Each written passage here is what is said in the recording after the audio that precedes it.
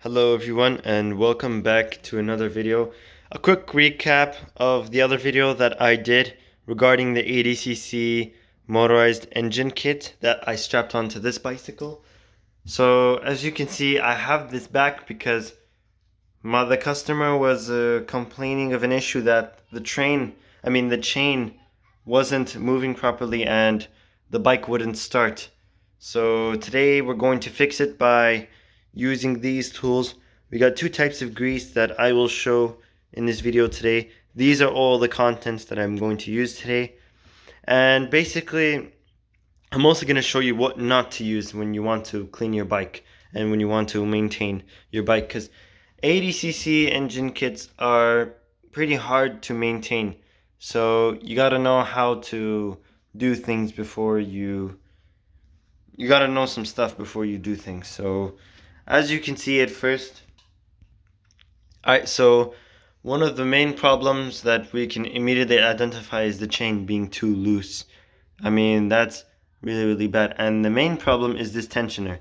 So over time, when you're running this 80cc, the engine's really powerful and it vibrates so much. So when the bike vibrates, it loosens some nuts, and then this thing's supposed to go a little up because the tensioner is supposed to make the chain like not floppy like this one, see? And it's also touching one of the bolts. So this thing has to be rearranged. And one thing that I also like to address is this chain is extremely dirty, like the grime and everything, because 80cc engine bikes, you're riding them outside, so they do get really dirty. So we're going to be showing you how to clean that today, and we're also going to show you how to properly grease your flywheel, which is this part, and your mini sprocket that connects to your chain. So stay tuned, and these are the two greases. I'll also show you what not to use. That's what also I addressed in the beginning, which is really important, so stay tuned. Alright, so coming back to the contents, we got two types of WD-40 and brake cleaner. We've got these brushes as well to clean the chain, and we've just got some accessories over here. We got two types of grease. We'll be using our pliers, a wrench, an adjustable wrench. We'll be using the pliers and a linky. And a linky depends actually, but this would go just right here to open that. And we'll be using a socket set and some rags because it's really dirty. Alright, so the first step we're going to do is loosen the tensioner and readjust it. This thing is really like kind of bent because of all the rattling and shaking, so we're gonna make it straight. Alright, we're gonna use this one, and this, actually I'm also gonna keep a link in the description. This thing's extremely useful. This thing's really small, versatile, and has pretty much everything you need. So we're gonna find the right sprocket for this one. This one. Alright, so we're gonna use an 8x8 sprocket. 8x8 socket. I'm gonna go like that. Change it. Alright. I'm gonna loosen this real quick.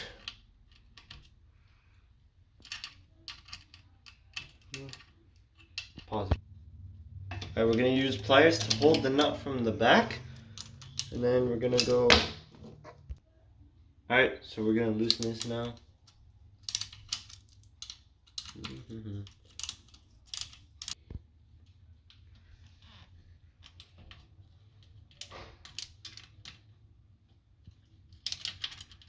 Pause. Okay. Alright, so as we just did, it was bent. Now we're going to straighten this. There you go. And that. Alright, so it's fully aligned now. Now we're just gonna tighten it. Alright, so we just aligned this perfectly. And now all we have to do is just loosen this bolt a little, because now the chain is really floppy. All you have to do is kind of loosen this bolt, shift the tensioner like pretty much halfway until this thing is relatively tight. We're going to be using this adjustable wrench, and we're just going to untighten this. So I've discovered something really kind of cheeky about this tensioner. So as you can see, we have too much play on the zoom in closer, we have too much play on this chain, which is really bad. And guys, don't drive your bike if your chain is really loose, because if this bike can get caught and jammed in this little sprocket, this mini sprocket thing that the chain enters to, and that thing can cause a very dangerous crash. So that's definitely what you guys need to watch out for. And literally just a simple thing you guys should do is just shift this. We're going to loosen these again, and then we're going to shift it back a little. See how he's holding his hand right there? It becomes like tight now. So that's what we're going to do. So we're going to loosen these again. Alright, so we just loosened all the bolts. Now we're just going to shift this. And you can already see it's tightening. And the reason why your chain slacks sometimes is because either this thing wasn't tightened properly. This thing was probably not tightened properly, so we're just going to go like that. And I think that's tight now. Alright, so crucial step, we just finished tightening this and aligning it. What you want to do, see, from before we had plenty of slack, but now that we shifted it, see, over time, as I mentioned, how the engine rattles, it vibrates so much, it loosens the bolts, so that you want to make sure you tighten these really hard. So we've tightened these hard, and now we're just going to untighten this to like relieve tension or add tension. So let's do that right now. Let's just go like this. And alright, so we have adjusted the tensioner right now. See, the chain is perfect. You don't want it too tight or you don't want it too loose. This is perfect. Alright, so we've just finished completing this one. We've just completed doing this part, and we also fixed the chain slack. And guys, remember, it shouldn't be too tight or too loose. And also this one was kind of loose, so this one was loose. These two bolts that were holding the wheel that were loose, ensure they are tight. And now we are just going to open this one, and which this connects to the clutch, and it reveals the mini sprocket. Or just record me.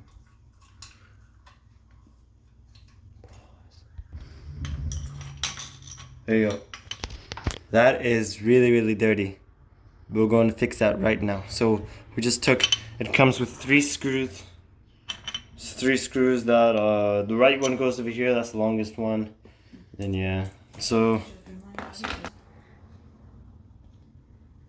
Alright, so we're going to be cleaning the chain now. We're going to be using this WD-40, and a big misconception about things is that people would use different things like all of these.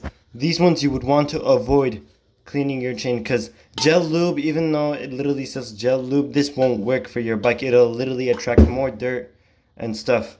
And brake cleaner won't work as well. It's not even a water displacement. The best one is this WD-40 water displacement, which cleans your bike amazingly. And I just want to show you this one thing. If your chain is really rusty, use this, definitely. This one works amazing at rusting chains. It literally works like magic. Alright, so we're just gonna spray it all around, and we're gonna use a rag to wipe it all off, because there's a bunch of gunk.